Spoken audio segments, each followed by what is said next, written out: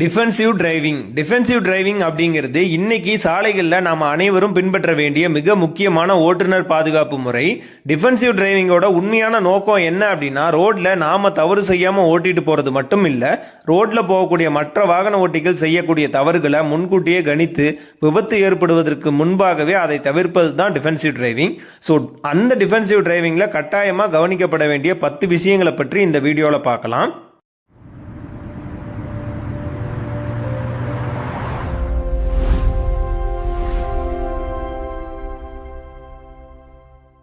முதல் விஷயம் அப்படின்னா, ரோட்ல மற்றவங்க செய்யக்கூடிய தவறுகளை முன்கூட்டியே கணிப்பது. இது எப்படி சாத்தியமாகும் நிறைய பேர் நினைப்பீங்க. கண்டிப்பா முழு கவனத்தையும் ரோட்ல வச்சு வண்டி ஓட்டிட்டு போகும்போது இது சாத்தியமாகணும். நீங்களே நிறைய இடங்கள்ல சில பேர் ரோட்ல திடீர்னு குறுக்க வரதை பார்த்துருப்பீங்க, பிரேக்கும் போட்டிருப்பீங்க, இல்லைனா சில டைம்ல திட்டி கூட இருப்பீங்க. ஸோ அதை இன்னும் கொஞ்சம் அட்வான்ஸா திங்க் பண்ணி டிரைவ் பண்ணாவே போதும். உதாரணத்துக்கு ஒரு ஹைவேல நீங்க போயிட்டு இருக்கீங்க அப்படின்னா, ஒரு 80 கிலோமீட்டர் வேகத்துல நீங்க போகும்போது அப்போ ஒரு 100 மீட்டர் டிஸ்டன்ஸ்ல ஒரு ரோடு கிராசிங் இருக்கு. அங்க ஒருவர் 2 வீலர்ல நின்றுட்டு இருக்காரு. ஸோ அவரு எப்போ வேணா உள்ள நுழைஞ்சிடலாம் அப்படிங்கிறது உங்க மைண்டுக்கு வந்தாலே போதும். ஸோ அதுக்கு நீங்க என்ன பண்ணணும் அப்படின்னா, அவருக்கு போதுமான எச்சரிக்கை கொடுக்கணும். ஸோ அது எந்த மூலியமா கொடுக்கலாம் அப்படின்னா, ஹாரன் அடிச்சு அலர்ட் பண்ணலாம், அல்லது ஹெட்லைட்டை பாஸ் பண்ணி காமிக்கலாம். ஸோ அவரு எப்போ வேணாலும் உள்ள நுழைஞ்சிடலாம் அப்படிங்கிற எண்ணங்கள் உங்களுக்கு வந்தாவே போதும். அதுக்கேற்ற மாதிரி நீங்க வண்டியோட ஸ்பீடை குறைக்கவோ அல்லது ஹாரன் அடிச்சு சேஃபா கடந்து போகவோ நினைக்கிறது தான் டிஃபென்சிவ் டிரைவிங். அடுத்தது, முன்னால் செல்லும் வாகனத்திடம் பாதுகாப்பான இடைவெளியை கடைபிடிப்பது. இது உங்களுக்கே தெரியும் எதுக்காக அப்படின்னு. நமக்கு முன்னால போற வாகனம் ஏதாவது சடனா பிரேக் பண்ணா நாம அந்த இடத்துல பிரேக் பண்ணி நிறுத்தக்கூடிய அளவுக்கு போதுமான நேரமும் இடைவெளியும் வேணும் அப்படிங்கிறதுக்காக அந்த சேஃப் டிஸ்டன்ஸை கண்டிப்பா மெயின்டைன் பண்ணுங்க. நம்ம வாகனத்தோட வேகம் அதிகரிக்க அதிகரிக்க நம்மளுடைய பிரேக்கிங் டிஸ்டன்ஸும் அதிகரிக்கும். ஸோ அதை எப்பவுமே மைண்ட்ல வச்சுக்கிட்டு சேஃபா டிரைவ் பண்ணுங்க. அடுத்தது, பிளைண்ட் ஸ்பாட்டை அடிக்கடி கவனிப்பது. பொதுவாக நம்ம எல்லாரும் லெஃப்ட் டர்ன் ரைட் டர்ன் எடுக்கும்போது சைடு மிரர் பார்த்து திரும்புவோம். ஆனால் அந்த சைடு மிரர்லையும் தெரியாத சில பகுதிகள் இருக்கும். ஸோ அதை தான் பிளைண்ட் ஸ்பாட்னு சொல்லுவாங்க. பெரும்பாலான பெரிய வாகனங்களுக்கு இது ரொம்பவே அதிகமாக இருக்கும். ஸோ எப்போவுமே சைடு மிரர் மட்டும் பார்க்காம அந்த பிளைண்ட் ஸ்பாட்டையும் அதிக கவனம் செலுத்தி சேஃபாக டிரைவ் பண்ணுங்க. அடுத்தது பார்த்தீங்கன்னா, சாலை சந்திப்புகளில் கூடுதல் கவனம் செலுத்துவது. ஸோ இது ஹைவே ரோடுகளுக்கும் பொருந்தும், நகர்ப்புற சாலைகளுக்கும் பொருந்தும். என்ன அப்படின்னா, தேசிய நெடுஞ்சாலைகளில் அங்கங்கே நிறைய ரோடு ஜங்ஷன் இருக்கும். ஸோ குறுக்கு சாலைகள் இருக்கும்.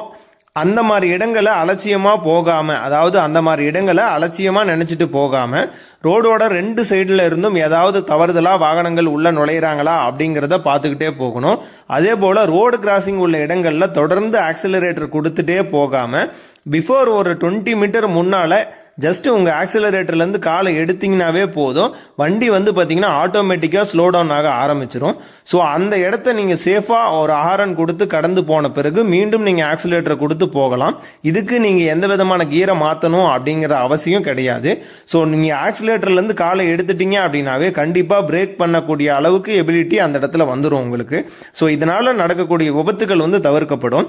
ரோட்ல இருக்கக்கூடிய sign board and warning signal கண்டிப்பா கவனிச்சுட்டு வாகனத்தை ஓட்டுங்க. ஸோ எப்பவுமே அதை கவனிச்சிங்கனாவே, இது போல ரோடு கிராசிங்ல எதிர்பாராத விதமா யாராவது உள்ள நுழைஞ்சா கூட அந்த இடத்துல உங்க ஸ்பீட் லெவல் கம்மியா இருக்கும்போது கண்டிப்பா வாகனத்தை கட்டுப்படுத்தி நிறுத்திட முடியும். அடுத்து பாத்தீங்கன்னா, சாலைகள்ல இருக்கக்கூடிய மறைந்த, அதாவது பிளைண்டா இருக்கக்கூடிய வளைவான பாதை மற்றும் மறைவான இடங்களை வேகத்தை குறைச்சு போறது. ஸோ நீங்க ஹைவேல போனாலும் சரி, வேற எந்த ரோட்ல போனாலும் சரி, சாலை வளைவுகள்ல வேகத்தை குறைச்சு போறது ரொம்பவே நல்லது. அப்படி இல்லையா, வளைவுகள்ல ஆக்சலரேஷன் கொடுக்காம எப்ப வேணாலும் பிரேக் பண்றதுக்கு தயாரா போறது ரொம்பவே நல்லது. மறைவான இடத்த நீங்க ஹைவேல இருக்கக்கூடிய டிவைடர்ல வச்சிருக்கக்கூடிய செடிகள்லயே பார்க்கலாம். சில இடங்கள்ல சாலை வளைவுகள் தெரியாம அந்த செடிகள் மறைச்சிட்டு இருக்கும். ஸோ அந்த மாதிரி இடங்கள்ல திடீர்னு, அதாவது ஒரு வாகனம் பழுதாகி கூட நிக்கலாம். ஆனா அப்போ நம்ம வேகமா போகும்போது பிரேக் பண்ண முடியாத அளவு சுச்சுவேஷன் ஏற்பட்டு விபத்து ஏற்பட நிறைய வாய்ப்பு இருக்குது. ஸோ அதனால அந்த மாதிரி இடங்கள்ல கடந்து செல்லும் போது ரொம்பவே எச்சரிக்கையா போகணும்.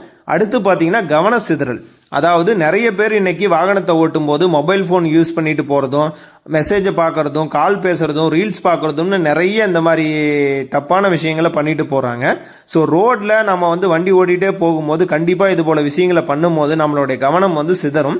ஸோ அப்போ நம்ம ரோட்ல யாராவது தவறுதலா உள்ள வந்துட்டா கூட அதை சரியா பார்க்க முடியாம விபத்து ஏற்படுறதுக்கு நிறைய வாய்ப்பு இருக்குது.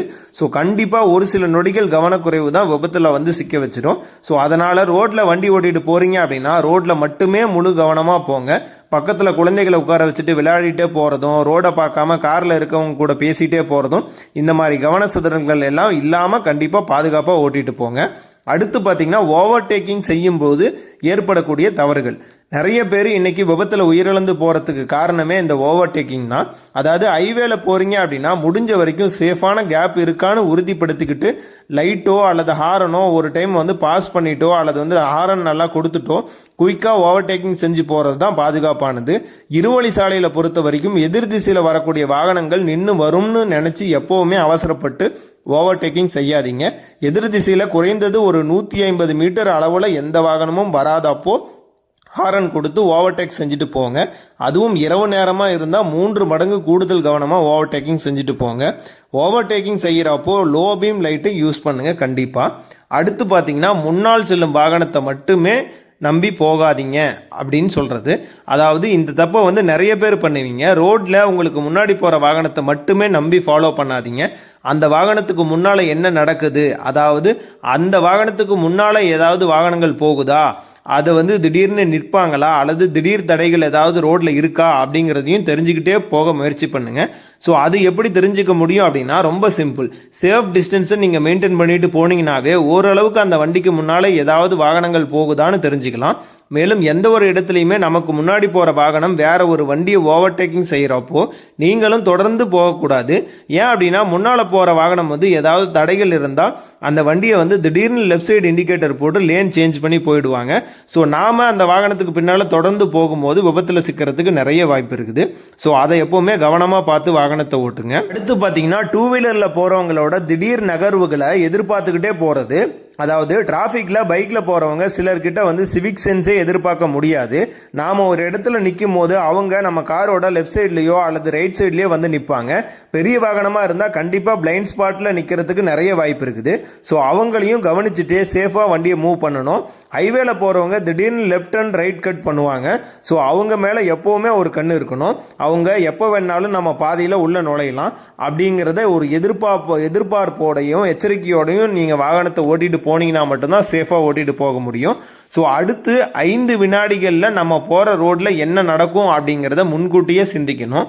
அதாவது அது எப்படி சாத்தியம்னு டவுட் வரலாம். கண்டிப்பாக சாத்தியம்தான். நமக்கு முன்னால் ஒரு பைக் போகுதா, அவங்க எப்போ வேணாலும் இண்டிகேட்டர் போடாமல் திரும்பலாம். ரோட்டு ஓரம் ஒரு குழந்தை இருக்கா, அந்த குழந்தை திடீர்னு எப்போ வேணாலும் ஓடி வரலாம். ரோடு ஓரமாக ஒரு கார் பார்க் பண்ணியிருக்கா, அந்த கார்ல இருந்து திடீர்னு யாராவது கதவுகளை திறக்கலாம். ஸோ இது எல்லாத்தையுமே நாம் அட்வான்ஸாக யோசிச்சுட்டே போகிறது தான் டிஃபென்சிவ் டிரைவிங். ரோட்டில் எப்போவுமே எதிர்பார்க்காதது தான் நடக்கும். அதனால் ரோடுக்கு வண்டியை எடுத்துட்டு வந்துட்டீங்க அப்படின்னா வேற எதையும் எதிர்பார்க்காம கண்டிப்பாக வேற எதை பற்றியும் யோசிக்காம 100% கான்சன்ட்ரேஷனோட பாதுகாப்பாக டிரைவ் பண்ணிட்டு போங்க.